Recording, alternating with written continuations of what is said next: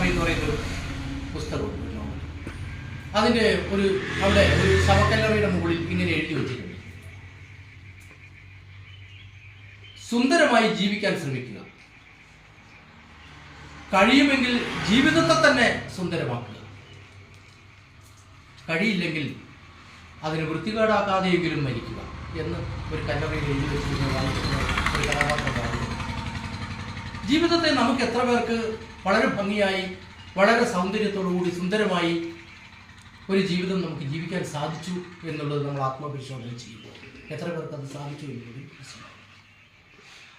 വളരെ സുന്ദരമായി ജീവിക്കാൻ നമുക്ക് കഴിയുന്നില്ലെങ്കിൽ ഈ ജീവിതത്തെ വൃത്തികേടാക്കാതെ എന്ന് പറഞ്ഞാൽ മറ്റാർക്കും ദ്രോഹങ്ങൾ ഉണ്ടാക്കാതെ, നമുക്ക് പൈതൃകമായി കിട്ടിയ ഈ ഭൂമിയും ഈ ജീവജാലങ്ങളും ഈ സംസ്കാരവും എല്ലാം കുറച്ചുകൂടി മെച്ചപ്പെടുത്താൻ നമുക്ക് സാധിച്ചില്ലെങ്കിൽ അങ്ങനെ തന്നെയെങ്കിലും കൈമാറാൻ നമുക്ക് കഴിയണം എന്നുള്ളതാണ്.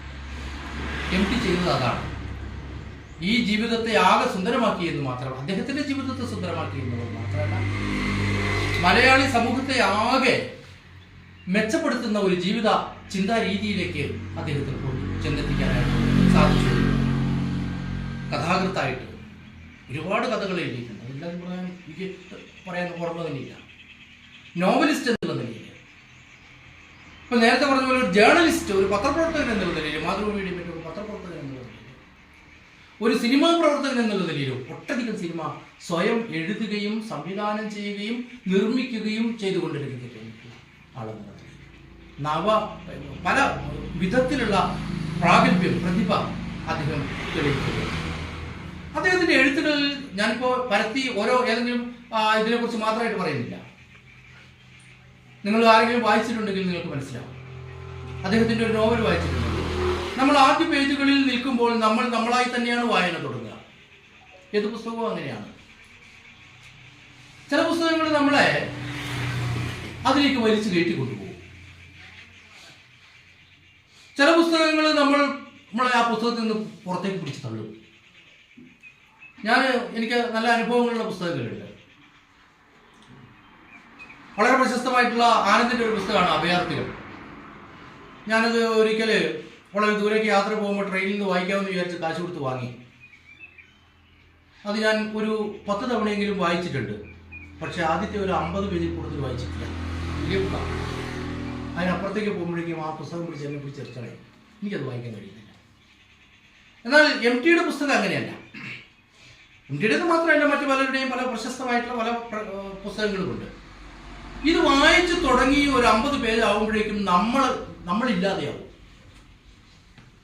വായിക്കുന്ന ആളിന്റെ അസ്തിത്വത്തെ റദ്ദ് ചെയ്തുകൊണ്ട്, വായനക്കാരനെ തന്നെ റദ്ദ് ചെയ്തുകൊണ്ട് കഥാപാത്രത്തിലേക്ക് നമ്മൾ ആവേശിക്കപ്പെടുകയാണ്.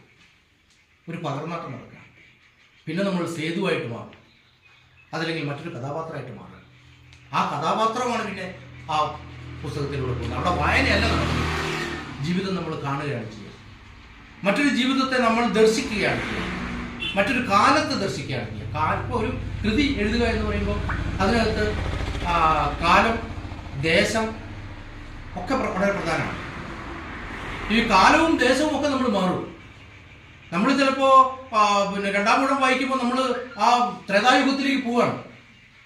അവിടെ പോയിട്ട് നമ്മൾ കൗരവരും പാണ്ഡവരുമായിട്ട് നടക്കുന്ന ആ യുദ്ധത്തിലേക്കും അതിലേക്ക് അതിൻ്റെ അകത്തൊരു കഥാപാത്രത്തിലേക്കും ഒക്കെ നമ്മൾ പോവുകയാണ്. നമ്മൾ ഈ കാലം വിട്ടുപോവുകയാണ്, പുറകോട്ട് പോവുകയാണ്. അങ്ങനെ പോയിക്കൊണ്ട് അവിടെ നമ്മൾ മറ്റൊരു ജീവിതത്തിലേക്ക് ആവേശിക്കപ്പെടുന്നതായിട്ട് കാണും. ഇത്രയേറെ വായനക്കാരനെ കൂടെ കൂട്ടിക്കൊണ്ടുപോകുന്ന അധികം എഴുത്തുകാരില്ല എന്നുള്ളതാണ്. അപ്പോൾ അങ്ങനെയുണ്ട്. വളരെ ലളിതമായ ഭാഷയിലൂടെ വളരെ ഭംഗിയായി കഥ പറഞ്ഞു പോകുമ്പോൾ തന്നെ ആ കഥയാകൃത്ത് നമ്മളെ കൂടെ കൂട്ടി ഇതുപോലെ ഞാൻ ഈ പറഞ്ഞതുപോലെ ആ പുസ്തകത്തിലേക്ക് നമ്മളെ കയറ്റിക്കൊണ്ടുപോകുന്ന ഒരു വിശേഷം. ഒരുപാട് പുസ്തകങ്ങളുണ്ട്. ഞാൻ അതിൻ്റെ വിശദാംശങ്ങൾ എല്ലാം കൂടെ പറയാൻ എൻ്റെ ഓർമ്മയിൽ നിൽക്കില്ല. എങ്കിലും ആദ്യം അദ്ദേഹം പ്രസിദ്ധീകരിച്ചത് ഖണ്ഡശ പ്രസിദ്ധീകരിക്കുക ചെയ്ത് മാതൃഭൂമി. ഇങ്ങനെ ഓരോ ആഴ്ചയിലും ഓരോ ഭാഗമാണ്.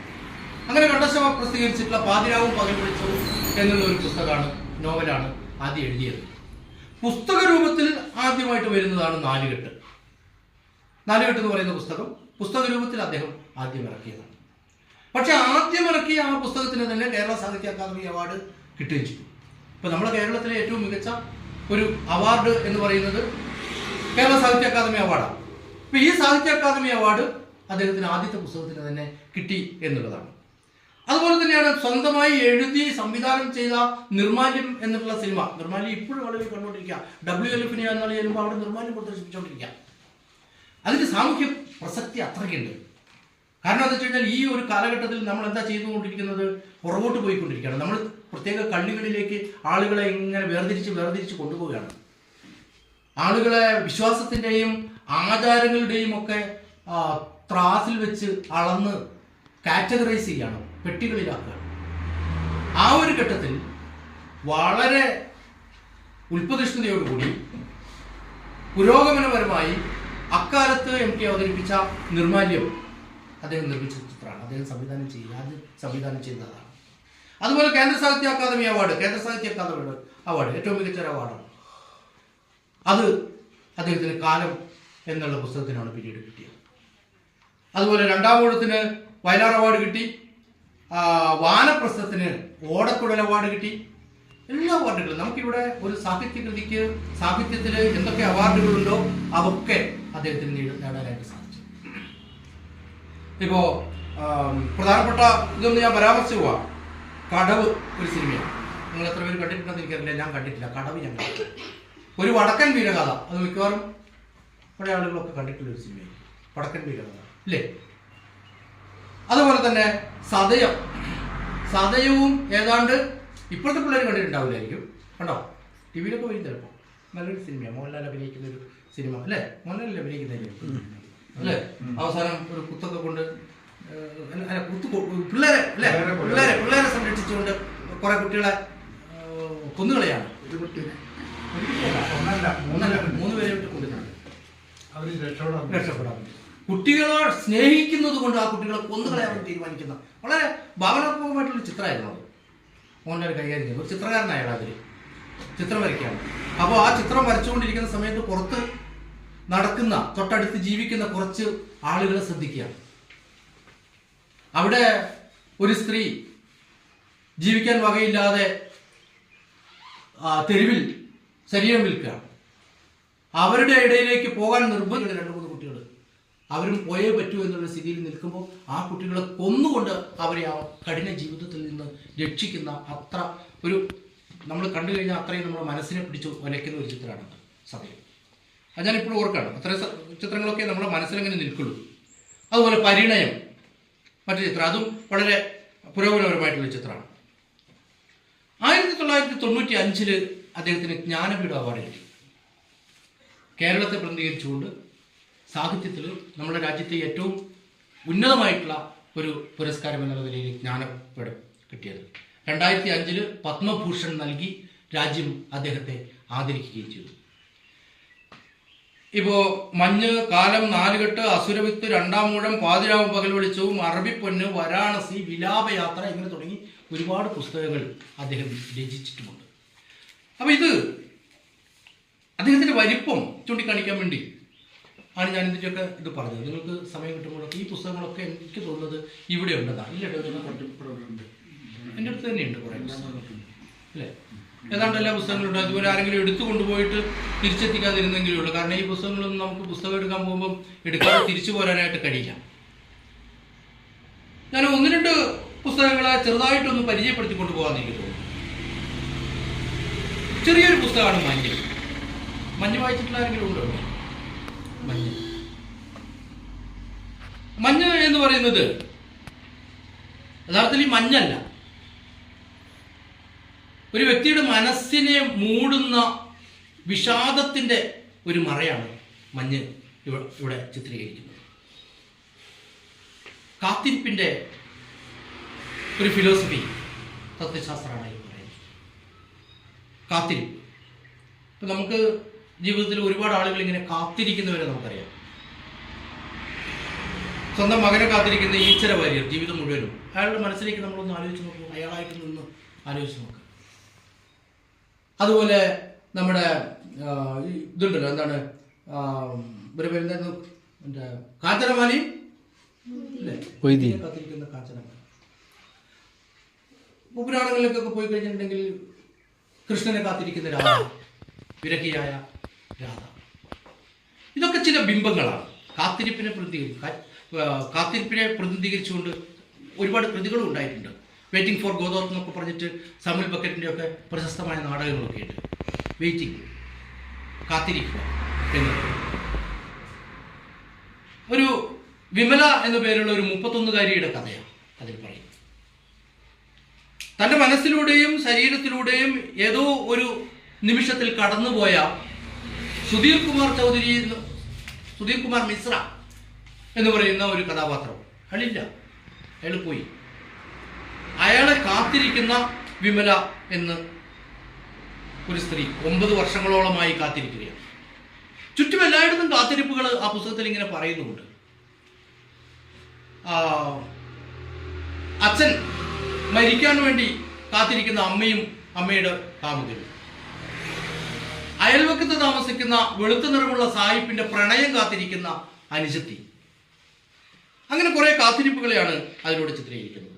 വിഷാദത്തിന്റെ ഒരു മൂടൽമഞ്ഞ് നമുക്ക് ആ പുസ്തകം വായിച്ചു തീരുമ്പോണ്ടാവും. ആ വായിച്ചു തീരുമ്പോൾ നമ്മളുടെ മനസ്സിലേക്കും അതേപോലെ ഒരു വിഷാദം പകർന്നാടുന്നതായിട്ട് കാണാം.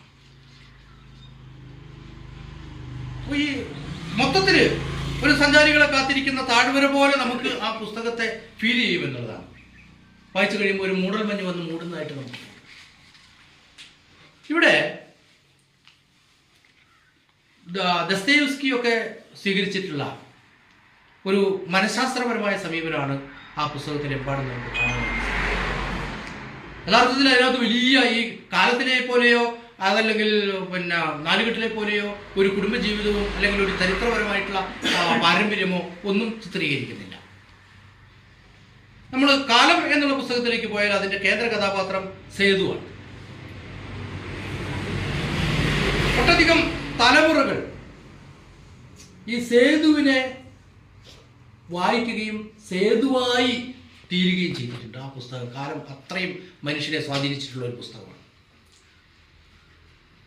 വായിച്ച തലമുറകളൊക്കെ, ചെറുപ്പക്കാരൊക്കെ അതിലൂടെ അതിലെ പ്രധാന കഥാപാത്രങ്ങളായിട്ടുള്ള സുമിത്രയെയും രുക്മിണിയെയും തങ്കമണിയെയും അതുപോലെ തന്നെ മിസ്സിസ് മേനോനെയും അവരെയൊക്കെ മിസ്സിസ് മേനോനൊക്കെ വളരെ സഹതാപത്തോടെയും എന്നാൽ സ്നേഹത്തോടെയും ഒക്കെ നോക്കി കടന്നുപോയി. ഒരു 300 പേജുള്ള ഒരു പുസ്തകമാണ് കാലം. അതിൽ അദ്ദേഹം വരച്ചിടാൻ ശ്രമിച്ചത് കാലത്തിന്റെ തന്നെ ഒരു ദുരൂഹത എങ്ങനെ ചിത്രീകരിക്കാം എന്നുള്ളതാണ്. കാലം എന്ന് പേരിടാൻ തന്നെ ഉള്ള ഒരു കാരണവും അതാണ്. ഒരു തകർന്ന് വീഴാറായ നാലുകെട്ടും പൊയ്പോയ സമൃദ്ധിയുടെ ഓർമ്മയിൽ അതെങ്ങനെ തിരിച്ചു പിടിക്കാം എന്നുള്ള ചിന്തയും, അങ്ങനെ തിരിച്ചു പിടിക്കാൻ ശ്രമിക്കുന്ന ഒരു തറവാടും, എന്നാൽ അതേസമയം തന്നെ പുതിയ കാലത്തിലേക്ക് കുതിക്കാൻ വേണ്ടി വെമ്പി നിൽക്കുന്ന ഒരു പുതിയ തലമുറയെ പ്രതിനിധീകരിക്കുന്ന സേതുവും, അങ്ങനെയാണ് കാലത്തെ ചിത്രീകരിച്ചിട്ടുള്ളത്. അതേപോലെ തന്നെയാണ് നാലുകെട്ട്. അതൊരു അപ്പുണ്ണിയുടെ ജീവിതയാത്രയാണ് പറയുന്നത്. വടക്കേപ്പാട്ട് തറവാട്ടിലെ വളരെ പ്രശസ്തമായ ഒരു തറവാട്ട്, വലിയ കുലമഹിമയുള്ള തറവാട്. ആ തറവാട്ടിലെ പാറുക്കുട്ടി എന്ന പെൺകുട്ടി പകിട കളിക്കാരനായിട്ടുള്ള കോന്തുണ്ണി നായരെ വിവാഹം ചെയ്തു പോവുകയും അതുകൊണ്ട് തന്നെ കുടുംബത്തിൽ നിന്ന് പുറത്താക്കപ്പെടുകയും, അങ്ങനെ പുറത്താക്കിയത് കൊണ്ട് അതിൻ്റെ സാമ്പത്തികമായിട്ടുള്ള യാതൊരു ആനുകൂല്യങ്ങളും കിട്ടാതെ അവസാനം ഈ കോന്തുണ്ണി നായർ സെയ്താലി എന്ന വേറൊരാളാൽ കൊല്ലപ്പെട്ടു എന്ന് വിശ്വസിക്കപ്പെട്ടുകൊണ്ട് പാറുക്കുട്ടി മറ്റൊരാളുടെ അടുക്കളക്കാരിയായിട്ട് ജീവിക്കുകയും ചെയ്യേണ്ടി വരുന്ന സ്ഥിതിയിലാണ്. അതേസമയം തന്നെ ഈ പാറുക്കുട്ടിയുടെ മകനായിട്ട് ഞാൻ നേരത്തെ പറഞ്ഞ അപ്പുണ്ണി ജീവിതം തിരിച്ചു പിടിക്കാൻ വേണ്ടി ശ്രമിക്കുക. എല്ലായിടത്തും നിന്നും തിരിച്ചടികളും എല്ലായിടത്തു നിന്നും അവഹേളനവും സാമ്പത്തികമായ പരാധീനതകളും ദാരിദ്ര്യവും ഒക്കെ സഹിക്കവയ്യാഞ്ഞ് ഒരു ദിവസം ഈ വീട് വിട്ട് അപ്പുണ്ണി ഇറങ്ങിപ്പോവാം. അങ്ങനെ വീട് വിട്ട് ഇറങ്ങിപ്പോകുമ്പോൾ സെയ്താലി ഇവനെ കാണുകയും തൻ്റെ അച്ഛനെ കൊന്നു എന്ന് വിശ്വസിക്കപ്പെടുന്ന സെയ്താലി തന്നെയാണ് പിന്നീട് ഇയാൾക്ക് സഹായമായിട്ട് വരുന്നത്. സെയ്താലി ഇവനെ വിളിച്ച് നിനക്ക് ഈ തറവാട്ടിൽ നിനക്കും അവകാശമുണ്ട് എന്ന് പറഞ്ഞുകൊണ്ട് വടക്കേപ്പാട്ട് തറവാട്ടിലേക്ക് കൊണ്ടുവന്നാക്കുന്നു. അവിടെ അവൻ അനുഭവിക്കുന്ന കുറേ പീഡനങ്ങളുണ്ട്, അവജ്ഞയുണ്ട്, അവഹേളനങ്ങളുണ്ട്. അവിടുത്തെ കുട്ടികളെല്ലാം കട്ടിലിൽ കിടക്കയൊക്കെ ഇട്ട് മെത്തയൊക്കെ ഇട്ട് വിരിച്ച് കിടക്കുമ്പോൾ ഇവനൊരു കോണിപ്പൊടിയുടെ ഒരു മൂലയ്ക്ക് ഒരു പായം ഇട്ട് അവിടെ പുതപ്പ് പോലും ഇല്ലാതെ കിടക്കേണ്ടി വരും. അവർ ഉച്ചഭക്ഷണവും ഒക്കെ ടിഫിനൊക്കെ എടുത്ത് വീട്ടിലേക്ക് ബാക്കിയുള്ളവരൊക്കെ പോകുമ്പോൾ ഇവന് ഭക്ഷണമൊന്നുമില്ലാതെ പൈപ്പിൽ നിന്ന് വെള്ളം കുടിച്ച് വിശപ്പ് അകറ്റേണ്ടി വരും. അങ്ങനെ വലിയ ദാരിദ്ര്യത്തിലൂടെ കടന്നു പോകുന്നു. എങ്കിലും അവൻ നല്ല രീതിയിൽ പഠിച്ച് ഇൻ്റർമീഡിയറ്റ് പാസ്സാവുകയും പിന്നീട് ജീവിക്കാൻ അമ്മയെ സഹായിക്കാൻ എന്തെങ്കിലും ജോലി വേണം എന്ന് പറയുമ്പോൾ അവിടെയും സൈതാലിയാണ് സഹായിക്കുന്നത്. വയനാട്ടിൽ പോയിട്ട് ഒരു ജോലി ചെയ്യാൻ പറയുന്നത്. അങ്ങനെ ഒരു ജോലിക്ക് കയറുകയും 2-3 വർഷം അവിടെ ജോലി ചെയ്യുകയും അങ്ങനെ 5 വർഷത്തോളം ചെയ്യുന്നുണ്ട്. അത് അങ്ങനെ സമ്പാദിച്ച ഏതാണ്ട് ഒരു 20 വയസ്സ് വരെ ആ കഥ പോകുന്നുള്ളൂ. അങ്ങനെ സമ്പാദിച്ച തുകയും കൊണ്ട് തിരിച്ച് നാട്ടിലെത്തി ആ തറവാട് തന്നെ വില കൊടുത്ത് വാങ്ങേണ്ടി വരും. അപ്പോഴേക്കും ആ തറവാട് നശിച്ച് അവിടെ ഇവൻ്റെ അമ്മാവൻ ഇവനെ അവഹേളിച്ച അമ്മാവനും വീട്ടുകാരും ഒക്കെ തമ്മിൽ തല്ലി ആ തറവാട് തന്നെ വിൽക്കേണ്ടത് ഗതി വന്ന് ഇവൻ ആ പൈസ കൊണ്ട് തറവാട് തിരിച്ചു വാങ്ങി അമ്മയെ കൂട്ടിക്കൊണ്ടേ ആ തറവാട്ടിൽ താമസിപ്പിക്കുന്നിടത്താണ് ആ കഥ അവസാനിക്കുന്നത്. ഈ പുസ്തകത്തിൽ പൊതുവിൽ നമുക്ക് പറയുമ്പോൾ ഒരു സ്വാതന്ത്ര്യാനന്തര കേരളത്തിന്റെ സാമൂഹിക ചരിത്രം എങ്ങനെയാണ് മാറ്റപ്പെടുന്നത് എന്നുള്ളത് നമുക്ക് കാണാം. ഏത് രീതിയിലാണ് അത് വരുന്നത് എന്ന് അവതരിപ്പിക്കപ്പെടുന്നത് വളരെ വ്യക്തമായി. കാരണം ഈ വലിയ പഴയ അദ്ദേഹത്തിൻ്റെ പുസ്തകത്തിൻ്റെ ഒരു പ്രത്യേകത നമ്മൾ കാണേണ്ടതുണ്ട്. ഇപ്പം നമ്മൾ കേശവദേവനെ പോലുള്ള എഴുത്തുകാരെയൊക്കെ വരുമ്പോൾ ഓടയിൽ നിന്ന് അതുപോലെ താഴെക്കിടയിലുള്ള താഴെത്തട്ടിലുള്ള ആളുകളുടെ ജോലി ചെയ്യുന്നവരുടെ അല്ലെങ്കിൽ അധസ്ഥിതരുടെയൊക്കെ കഥ പറഞ്ഞപ്പോൾ MT തുടക്കത്തിൽ തന്നെ പറഞ്ഞത് അദ്ദേഹം ജീവിച്ച ചുറ്റുപാടിനെ വെച്ചുകൊണ്ടാണ്. അദ്ദേഹം കണ്ടറിയുന്ന ജീവിതങ്ങളെയാണ് ആവിഷ്കരിക്കാൻ ശ്രമിക്കുന്നത്. ഈ കേരളത്തിൽ ഈ ഭൂപരിഷ്കരണമൊക്കെ വന്നപ്പോൾ ജന്മിമാരുടെ ആ വലിയ ദാർഢ്യവും അഹന്തയും എല്ലാം നഷ്ടപ്പെടുകയും അവരുടെ കൈവശം ഞങ്ങളുടേതാണ് എന്ന് കരുതി സൂക്ഷിച്ച ഭൂമിയെല്ലാം നഷ്ടപ്പെടുകയും എന്നാൽ ഈ ഉള്ള ഭൂമിയിൽ എങ്ങനെ കൃഷി ചെയ്യണം, ഇവിടെ തന്നെ നമ്മൾ നോക്കിയാൽ കാണാമല്ലോ അല്ലേ, പലർക്കും എങ്ങനെ കൃഷി ചെയ്യണം എന്ന് പോലും അറിയില്ല. വെറുതെ നോക്കി നിന്നു. കാലാകാലങ്ങളിൽ കിട്ടുന്ന പാട്ടമായി വന്നുകൊണ്ടിരുന്ന വരവുകൾ നിന്നു. ആരും ഒന്നും കൊണ്ടുതരാനില്ല. സ്വയം കൃഷി ചെയ്യാൻ അറിയില്ല. അങ്ങനെ വലിയ ഒരു ആശയക്കുഴപ്പത്തിലും അങ്കലാപ്പിലും ദാരിദ്ര്യത്തിലുമായിട്ട് പല തറവാടുകളും മാറിപ്പോയി. അങ്ങനെ മാറിപ്പോയ തറവാടുകളുടെ അവസ്ഥാന്തരങ്ങളെയാണ് ഇവിടെ ഈ MT അധികവും ചിത്രീകരിച്ചത്. അത് കാലത്തിലായാലും നാടകത്തിലായാലും ഒക്കെ നമുക്ക് കാണാനായിട്ട് സാധിക്കും. അത്തരം വിശ്വാസങ്ങളും അവരുടെ ജീവിത രീതികളും ഒക്കെ അതിനകത്ത് കാണാം. അതിൻ്റെ കൂടെ തന്നെയാണ് ഈ ഒരു കൂട്ടുകുടുംബ വ്യവസ്ഥയാണ് അതുണ്ടായിരുന്നത്. ഈ കൂട്ടുകുടുംബ വ്യവസ്ഥയുടെ തകർച്ച യഥാർത്ഥത്തിൽ ഈ ഭൂപരിഷ്കരണത്തിൻ്റെ ഒരു വൽക്കഷണം, അതിൻ്റെ കൂടി ഒരു എഫക്റ്റിൻ്റെ ഭാഗമായിട്ടാണ്. ഈ കൂട്ടുകുടുംബ വ്യവസ്ഥ തകർന്ന് അണുകുടുംബത്തിലേക്കുള്ള ഒരു പരിണാമമുണ്ട്. ഇപ്പം നമുക്കറിയാം, നമ്മുടെ വീടുകളിൽ നമ്മൾ സ്വന്തമാണ്. ഇപ്പം പിന്നെ മക്കൾ കല്യാണം കഴിച്ചു കഴിഞ്ഞാൽ ഒരു കുറച്ച് കാലമൊക്കെ തറവാട്ടിൽ നിൽക്കും, പിന്നെ വേറെ വീട് വെച്ച് വേറെ പോവുക. അന്ന് അങ്ങനെയല്ല. ഒരു തറവാടിൽ അകത്ത് തന്നെയാണ് എല്ലാവരും ഉള്ളത്. ഒരു കാരണവരും ഒക്കെ ആയിട്ടുള്ള ഒരു സെറ്റപ്പാണ്. അതിൻ്റെതായ ദോഷങ്ങളും ഗുണങ്ങളും ഒക്കെ ഉണ്ടാവാം. പക്ഷേ ഭൂപരിഷ്കരണത്തിന് ശേഷം ഒരു സ്വാതന്ത്ര്യാനന്തര കേരളത്തിൽ അതിന് പിടിച്ചു നിൽക്കാൻ സാധിക്കുമായിരുന്നില്ല.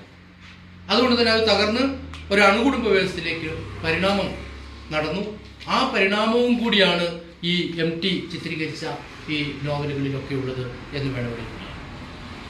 രണ്ടാമത്തെ ഇവിടെ ടോമിച്ചേട്ടൻ നന്നായി പരിചയപ്പെടുത്തി. രണ്ടാമത് നമുക്കൊക്കെ അറിയുന്നൊരു കഥ തന്നെയാണ് യഥാർത്ഥത്തിൽ. ഇപ്പോൾ നമ്മൾ ചെറുപ്പം മുതൽ ഈ മഹാഭാരതത്തിലെ കഥകളൊക്കെ കേട്ടിട്ടാണ് വളരുന്നത്. മഹാഭാരതത്തിലെ ഏറ്റവും പ്രധാനപ്പെട്ട കഥാപാത്രം ആര് എന്ന് ചോദിച്ചു കഴിഞ്ഞാൽ നമ്മൾ പറയുക കൃഷ്ണനും അർജുനനും ഒക്കെയാണ്. ഭീമൻ നമ്മുടെ മനസ്സിലേക്ക് പെട്ടെന്ന് വരില്ല. ഭീമൻ എന്ന് കേൾക്കുമ്പോൾ തന്നെ ഒരു വികൃത രൂപമോ ഒരു വലിയ തടിച്ച എന്തോ ഒരു രൂപമോ ഒക്കെ ആയിട്ടാണ് നമ്മുടെ മനസ്സിലേക്ക് കയറി വരിക. അപ്പോൾ മഹാഭാരതത്തെ ഇദ്ദേഹം സൂക്ഷ്മമായി വിശകലനം ചെയ്യുകയും ഭീമൻ എന്ന വ്യക്തിയുടെ ആ വ്യക്തിത്വത്തെ മാത്രം ഹൈലൈറ്റ് ചെയ്യുകയും ചെയ്തുകൊണ്ടാണ് അത് എഴുതിയത് എന്നുള്ളതാണ്. രണ്ടാം മൂഴം എന്ന് പറയാൻ കാരണം തന്നെ അതാണ്.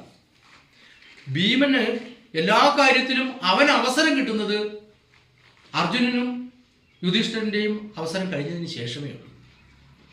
എല്ലാ കാര്യത്തിലും അങ്ങനെയാണ്. എവിടെ താൻ വലിയ ബലവാനാണ്, എന്തിനേയും തകർക്കാൻ ശേഷിയുള്ള കരങ്ങളുണ്ട്, വലിയ ബാഹുബലിയാണ്,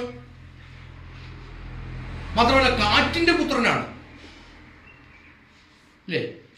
വായുപുത്രനാണ് എന്ന് വായുപുത്രനാണെന്ന് സ്വയം അഹങ്കരിക്കുന്ന ആളായിരുന്നു ഭീമൻ. പക്ഷേ ഒരു ദിവസം കുന്തി പറഞ്ഞത്, ബലവാനായ ഒരു പുത്രനെ കിട്ടാൻ എനിക്ക് ഒരു കാട്ടാളനെ പ്രാപിക്കേണ്ടി വന്നു എന്ന് പറയുന്നതോടുകൂടി ഇവനാകെ തകർന്നു പോകും.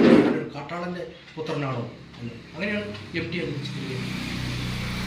അങ്ങനെ എല്ലാത്തിനും ഒരു രണ്ടാം മൂഴക്കാരനായിട്ട് ഒരു ജന്മം മുഴുവൻ കാത്തു നിൽക്കേണ്ടി വരുന്ന ഒരു ഭീമനെയാണ് ഇവിടെ ചിത്രീകരിക്കുന്നത്. ചൂത് കളിച്ച് രാജ്യവും പെണ്ണിനെയും ഒക്കെ നഷ്ടപ്പെട്ടു നിൽക്കുന്ന യുധിഷ്ഠിരനും വില്ലാളി വീരനായി അറിയപ്പെട്ടിരുന്ന അർജുനനും ശേഷം മാത്രമാണ് എപ്പോഴും ഇവന്റെ ഊഴം വരുന്നത്. ഇപ്പോൾ ഒരു നായകത്വം നഷ്ടപ്പെട്ടവനായിട്ട്, ഒരു നായകത്വം അങ്ങനെയുണ്ടല്ലോ, എല്ലാ വ്യക്തികൾക്കും എവിടെയെങ്കിലുമൊക്കെ നായകനാവണം, പ്രധാന വ്യക്തി താനായിരിക്കണം എന്ന ചിന്തയുണ്ടല്ലോ. ഇപ്പോൾ പാഞ്ചാലിയുടെ ഇവിടെ 5 ഭർത്താക്കന്മാരുള്ളതിൽ പാഞ്ചാലിയുടെ സ്നേഹം പോലും ഇവന് രണ്ടാമതേ കിട്ടുന്നുള്ളൂ. പാഞ്ചാലിക്ക് വേണ്ടി എന്ത് ചെയ്യാൻ തയ്യാറാണ്? സൗഗന്ധികം പുഷ്പം പറിക്കാൻ വരെ പോയി, കല്യാണ സൗഗന്ധികം. അങ്ങനെ വലിയ പ്രതിസന്ധികൾ നേരിട്ട് അതൊക്കെ കൊണ്ടു കൊടുക്കുന്നുണ്ട് പാഞ്ചാലിക്ക്. പക്ഷേ പാഞ്ചാലി ഏറ്റവും കൂടുതൽ ഇഷ്ടപ്പെട്ടത് അർജുനനെയായിരുന്നു, ഭീമനെയല്ല. ദുശാസനന്റെ വാറ് പിളർന്ന് രക്തമെടുത്ത് പാഞ്ചാലിയുടെ മുടി കെട്ടി കൊടുത്തു. ചൂത് കളിച്ചുകൊണ്ടിരിക്കെ പാഞ്ചാലിയെ ബെറ്റുവെച്ച് യുധിഷ്ഠിരൻ ബെറ്റുവെച്ച് പരാജയപ്പെട്ടപ്പോ പാഞ്ചാലിയെ വസ്ത്രാക്ഷേപം ചെയ്യുകയാണ് കൗരവർ. അപ്പൊ അവിടെ വെച്ച് പാഞ്ചാലി ശപഥം ചെയ്ത് മുടിയഴിച്ചിട്ടതാണ്, ഇവരുടെ രക്തം കൊണ്ടേ ഞാൻ ഇനി എൻ്റെ മുടി കിട്ടുള്ളൂ. അത് ചെയ്തു കൊടുക്കുന്നത് യഥാർത്ഥത്തിൽ ഭീമനാണ്. പക്ഷേ ഭീമന് ആ പരിഗണന കിട്ടി. അപ്പോ അതേപോലെ തന്നെ ഭീമന്റെ പുത്രൻ ഘടോൽക്കജൻ, അർജുനന്റെ പുത്രൻ അഭിമന്യു. അഭിമന്യു യുദ്ധം നയിക്കുന്നുണ്ട്. അഭിമന്യു യുദ്ധം നയിച്ചു. അവിടെ എന്തിനാ പോയി കയറിയ? പത്മയുഗത്തില് ഇല്ലേ? നമ്മളിപ്പോ എല്ലാവർക്കും അതറിയാം, ആ കഥ അറിയാം. വയറ്റിൽ കിടന്നുകൊണ്ട് ദ്രോണാചാര്യർ പറഞ്ഞ കഥ മുഴുവൻ കേട്ട് പഠിച്ചതായവൻ. അമ്മയുടെ വയറ്റിൽ കിടന്ന്, കുന്തിദേവിയുടെ വയറിൽ കിടന്നുകൊണ്ടാണ്, അല്ല കുന്തിദേവില്ല, പാഞ്ചാലിയുടെ വയറ്റിൽ കിടന്നുകൊണ്ടാണ് ഇവൻ ഇതെല്ലാം കേട്ടത്, കഥയൊക്കെ കേട്ടത്, അർജുനന്റെ മകൻ. പക്ഷേ പത്മയുഗത്തിൽ കയറുമ്പോഴേക്കും ഇവൻ ഈ വയറ്റിൽ നിന്ന് മൂളുന്നത് മറ്റേയൊക്കെ മനസ്സിലായി. ഇവനാ മൂളുന്നതെന്ന് മനസ്സിലായിട്ട് അന്നാ നീ അവിടെ കിടന്നു എന്ന് പറഞ്ഞു. അങ്ങനെ പത്മയുഗത്തിനകത്ത് വിട്ടുപോയി ഇവൻ. യുദ്ധം വന്നു, പത്മയുഗത്തിൽ കയറി എല്ലാവരെയും ഭേദിച്ചു, അകത്ത് കയറി. പക്ഷേ പുറത്ത് കിടക്കാനുള്ള വിദ്യ അറിയാത്തതുകൊണ്ട് അഭിമന്യു മരിച്ചു എന്നാണ് പറയുന്നത്. അതിന് വലിയ ലോകപ്രശസ്തമായിട്ടുള്ള വലിയ പ്രസിദ്ധി കിട്ടി. അർജുനന്റെ മകൻ വില്ലാളി വീരൻ ഇതാ പത്മയുഗം തകർത്തിരിക്കുന്നു എന്നുള്ള രീതി. അതേപോലെ യുദ്ധം നയിക്കുകയും വളരെ ധീരോചിതമായി യുദ്ധം നയിച്ച ഘടോൽക്കജനെ പക്ഷേ ആരും അറിയില്ല, ഭീമന്റെ പുത്രനെ. ഘടോൽക്കജന്റെ പേര് മഹാഭാരതത്തിൽ വളരെ നാമമാത്രമായിട്ട് ഉപയോഗിക്കുന്നുള്ളൂ എന്നുള്ളതാണ്. അങ്ങനെ എല്ലായിടത്തും രണ്ടാം മൂഴക്കാരനായി മാറുന്ന ഭീമനെ അവിടെ ചിത്രീകരിക്കുന്നത് നമ്മൾ അത് കണ്ടു കഴിഞ്ഞാൽ നമ്മൾ വളരെയധികം സങ്കടപ്പെടും ഭീമന്റെ ഒരു അവസ്ഥ. യഥാർത്ഥത്തിലുള്ള മഹാഭാരതത്തിൽ വരച്ചു കണ്ടുന്ന ഒരു ഭീമനല്ല, MT പുതിയൊരു ഭീമനെ സൃഷ്ടിക്കുകയാണ് അവിടെ ചെയ്യുന്നത്. ചില സിനിമകളൊക്കെ നോവലുകളൊക്കെ സിനിമയായിട്ട് മാറിയിട്ടുണ്ടെങ്കിലും ഈ നാലുകെട്ട് പോലെയുള്ള കാലം പോലെയുള്ള സിനിമകളൊന്നും തന്നെ, നോവലുകളൊന്നും തന്നെ സിനിമയ്ക്ക് പിടികൊടുത്തിട്ടില്ല എന്നുള്ളതാണ്. നല്ല സാധ്യതകളുള്ളതാണെങ്കിൽ പോലും അത് ചെയ്യാൻ ഒരു സംവിധായകനും ധൈര്യം കിട്ടിയിട്ടില്ല എന്നുള്ളത് കൊണ്ടാണ്. ചെയ്താൽ വിജയിക്കും, പക്ഷേ ചെയ്യാനുള്ള ധൈര്യമുണ്ട്. കാരണം MTയുടെ കൃതിയാണ്, അത് അങ്ങനെ എഴുതി വെച്ചതാണ്. അതിനെ അവതരിപ്പിക്കുമ്പോൾ അത്രമേൽ ബുദ്ധിമുട്ട്. നമ്മൾ ആടുജീവിതമൊക്കെ ചിത്രീകരിച്ചത് എത്ര റിസ്ക് എടുത്തിട്ടാണ് നമ്മൾ കണ്ടില്ലേ. ചില കൃതികൾ അങ്ങനെയാണ്, അത് അഭ്രപാളിയിലേക്ക് പകർത്താൻ ഏറെ ബുദ്ധിമുട്ടും. അപ്പം അതുകൊണ്ട് ഞാൻ ഏറെ ദീർഘിപ്പിക്കുന്നില്ല. MTയുടെ കൃതികൾ ഇപ്പോൾ കാവ്യലോകത്ത് നമ്മൾ ഇതുപോലെ പകലെയും കണ്ടിട്ടുണ്ട്. കവിത ഇപ്പോൾ ONV സാറൊക്കെ നമുക്ക് അത്രമേൽ വേണ്ടപ്പെട്ട കവിതകൾ എഴുതി നമ്മളുടെ ഹൃദയം കവർന്നവരായി. അതുപോലെ അത്യുന്നതമായിട്ടുള്ള ഒരു സ്ഥാനം നമ്മളുടെ ഹൃദയങ്ങളിൽ വഹിക്കുന്ന ഒരു വ്യക്തിയായിരുന്നു MTയുടെ മരണം എന്ന് പറയുന്നത് ഒരു കാലഘട്ടത്തിൻ്റെ അവസാനമാണ്. ഈ സ്വാതന്ത്ര്യാനന്തര കേരളം അത് രൂപപ്പെട്ടത്, അന്നുള്ള സാമൂഹിക അവസ്ഥകൾ, അന്നത്തെ കൂട്ടുകുടുംബങ്ങളുടെ അവസ്ഥകൾ, അന്ന് അവിടെയുണ്ടായിരുന്ന ചെറുപ്പക്കാർ അനുഭവിച്ചിട്ടുള്ള മാനസിക സംഘർഷങ്ങൾ, ഇതൊക്കെ പുസ്തക രൂപത്തിൽ വരികയാണ്. നമ്മളത് വായിക്കുമ്പോൾ ഇന്നത്തെ ഈ ജീവിതത്തിൽ നിന്ന് പുറകോട്ട് പോയി അക്കാലത്തെ ഒരു ജീവിതത്തിലേക്ക് നമുക്ക് എത്തിപ്പെടാനായിട്ട് സാധിക്കുന്നു. ആ കാലം നമുക്ക് അനുഭവവേദ്യമാകുന്നു. നമ്മൾ ചരിത്രം പഠിക്കേണ്ടതില്ല. ഇത്തരം പുസ്തകങ്ങളിലൂടെ പോകുമ്പോൾ തന്നെ നമ്മളുടെ ഉള്ളിലേക്ക് ആ കാലഘട്ടം കടന്നു വരും എന്നുള്ളതാണ്. അതാണ് ഞാൻ പറഞ്ഞത്, അത് നമുക്ക് പറഞ്ഞു തരാൻ ഇത്തരം എഴുത്തുകാർക്കേ പറ്റുള്ളൂ. ഞാൻ നേരത്തെ പറഞ്ഞതുപോലെ ഒരു സംഗീതം അല്ലെങ്കിൽ ഒരു പുഷ്പത്തിൻ്റെ സുഗന്ധം നമുക്ക് മറ്റൊരാളോട് പറഞ്ഞു കൊടുക്കാൻ കഴിയില്ലെങ്കിലും ഒരു എഴുത്തുകാരന് അത് സാധിക്കും. അങ്ങനെ ഒരു എഴുത്തുകാരൻ MT അത് അവതരിപ്പിച്ച് നമുക്ക് തരികയാണ്. അത് ഇരു കൈകളും നീട്ടി സ്വീകരിക്കുകയാണ് നമുക്ക് ചെയ്യാനുള്ളത്. അതുകൊണ്ട് MTയെ കൂടുതൽ വായിക്കുക, കൂടുതൽ അറിയുക, നല്ല പുസ്തകങ്ങൾ വായിക്കുക. അതുപോലെ ഗ്രന്ഥശാല പ്രവർത്തനത്തിന് ഗ്രന്ഥശാലയുടെ പുസ്തകങ്ങൾ പരിചയപ്പെട്ട് പ്രവർത്തനങ്ങളിൽ നിങ്ങൾ ഭാഗമാക്കാവുക. ഞാൻ നേരത്തെ പറഞ്ഞതുപോലെ ഒറ്റയടിക്ക് വന്ന് പുസ്തകങ്ങളൊക്കെ വായിച്ചു കളയാം എന്നല്ല ഞാൻ ഉദ്ദേശിക്കുന്നത്. കുറച്ച് ഗ്രന്ഥശാല സംഘത്തിൻ്റെ ഇത്തരം പ്രവർത്തനങ്ങളിലൊക്കെ പങ്കെടുത്ത് നമുക്കിപ്പോൾ നിങ്ങൾക്ക് ഈ MT ആരാണ് എന്നുള്ള ഒരു ഏകദേശ രൂപം ചെറിയതായിട്ടെങ്കിലും കിട്ടിയിട്ടുണ്ടെങ്കിൽ അത് വിപുലീകരിക്കാനുള്ള ഒരു അവസരം നിങ്ങൾക്ക് വരും കാലങ്ങളിൽ ഉണ്ടാവട്ടെ. അങ്ങനെ ഈ പ്രവർത്തനങ്ങളുമായി സഹകരിക്കുമ്പോൾ പതിയെ പതിയെ പുസ്തകങ്ങളിലേക്ക് പോകാനാവും. ഇപ്പോൾ വായന പല രീതിയിൽ നടക്കുന്നുണ്ട്. ഈ വായനകളുണ്ട്, നമുക്ക് മൊബൈലിലും അല്ലെങ്കിൽ കമ്പ്യൂട്ടറിലും ഒക്കെ വായിക്കാൻ സാധിക്കുന്നുണ്ട്. എന്നിരുന്നാലും പുസ്തകത്തിൻ്റെ ജീവൻ ഇവർക്കൊന്നുമില്ല. ഈ മൊബൈലിനോ കമ്പ്യൂട്ടറിനോ ഒന്നും. ഇപ്പോൾ വളരെയധികം പുരോഗമിച്ച യൂറോപ്യൻ രാജ്യങ്ങളിൽ പോലും പുസ്തകമായിട്ട് തന്നെയാണ് നിൽക്കുന്നത്. അതിന് പകരക്കാരനില്ല. ആ പുസ്തകത്തെ നമുക്ക് വളരെ സ്നേഹത്തോടു കൂടി സ്വീകരിക്കാൻ ഈ MTയുടെ മരണം നമ്മളെ ഓർമ്മപ്പെടുത്തട്ടെ എന്ന് ആശംസിച്ചുകൊണ്ട് നിർത്തുകയാണ്.